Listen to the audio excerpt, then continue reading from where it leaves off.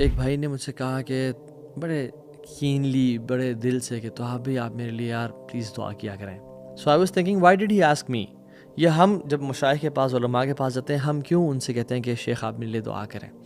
میں اکثر کہتا ہوں کیونکہ ہم یہ سوچ رہے ہوتے ہیں اور ہمارا گمان یہ ہوتا ہے کہ یہ شخص اللہ کے قریب ہے، اللہ کا نیک انسان ہے، اللہ سے محبت کرتا ہے.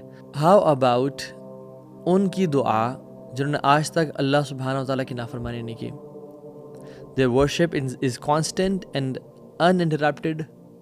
ڈیفینیٹلی انسان تو ایسا نہیں ہو سکتا انبیاء کے علاوہ. تو I am talking about angels.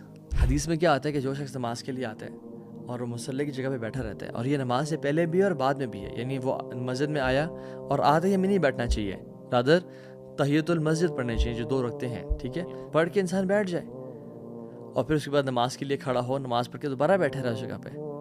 حدیث میں آتا ہے کہ جب کوئی شخص آتا ہے اور مصلی پہ بیٹھا ہوتا ہے تو اینجلز اس کے لیے دعا کر رہے ہوتے ہیں. اور کیا دعا کرتے ہیں؟ اللہم اغفر لہ ورحمہ، یا اللہ اس کو معاف کر دے، اس پہ رحمت نازل کر، یا اللہ اس کو معاف کر دے، اس پہ رحمت نازل کر. ایز لانگ ایز وہ شخص اپنا وضو نہیں توڑتا اور اس جگہ پہ بیٹھا ہوتا ہے، اینجلز اس کے لیے دعا. امیجن ایک شخص نماز پہ بیٹھا ہوا ہے، فجر سے لے کے اشراق تک بیٹھا ہوا ہے، ظہر سے عصر تک بیٹھا ہوا ہے، یا 10 منٹ بیٹھا ہوا ہے، کانسٹنٹلی اینجلز اس کے لیے وہ دعا کر رہے ہوتے ہیں. So think before moving from that place. Make sure کہ آپ اپنی جگہ سے جلدی نہ اٹھیں. کوئی چھوٹا موٹا کام آپ کو اٹھا نہ دے. وہاں پہ 33 دفعہ سبحان اللہ، 33 ٹائمز الحمدللہ، 34 ٹائمز اللہ اکبر پڑھیں، آیت الکرسی پڑھیں. جو شخص یعنی نماز کے ختم ہونے کے بعد آیت الکرسی کانسٹنٹلی پڑھتا ہے، ہمیشہ پڑھتا ہے، اس کے اور جنت کے بیچ میں کوئی فرق نہیں رہ جاتا سوائے موت کے، بغیر اٹھے اور بغیر بات کے جو آیت الکرسی پڑھتا ہے، ٹھیک ہے.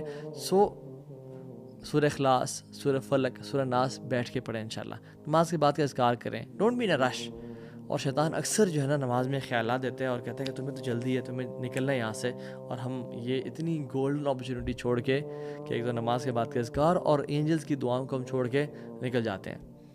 دے are here to make dua for us, اور ہم کہتے ہیں کہ نہیں تمہارے دعا کی ہمیں ضرورت نہیں ہے. اس کمرشلزم کے دور میں، اس سائنٹزم کے دور میں اور اس فزسزم کے دور میں جس میں ہر چیز ٹینجیبل ہے اور میٹیریل ہے، اور ہم جو ہمیں دکھتا ہے وہی بکتا ہے، ہم وہی کام کرتے ہیں جو ہمیں نظر آتا ہے، کیونکہ سبحان اللہ جو ریوارڈ جو ہے نا ہم چاہتے ہیں امیجیٹلی ہر چیز کا، وی وانٹ امیجیٹ ریوارڈز. اور ہم جو کائنات میں جو چیزیں ہو رہی ہیں ہمیں ان کا یقین نہیں ہے. یہ کام وہی شخص کر پائے گا جس کو یقین ہے کہ یہ کام کرنے سے الذین یؤمنون بالغیب، غیب پہ جس کا یقین ہے، یہ کام کرنے سے اللہ کے ملائکہ میرے لیے دعا کریں گے، اور یہ قرآن اور اوتھینٹک احادیث سے ثابت ہے.